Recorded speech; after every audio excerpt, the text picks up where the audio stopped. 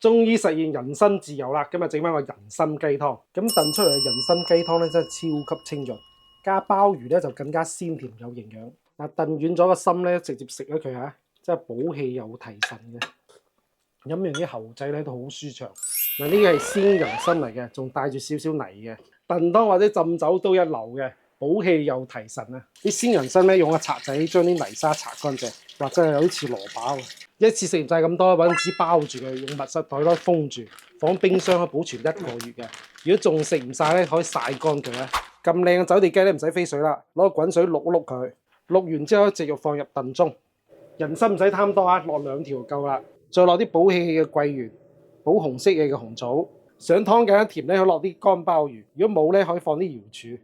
燉湯用滾水咧就快好多啦。吸過用大火燉佢2個鐘，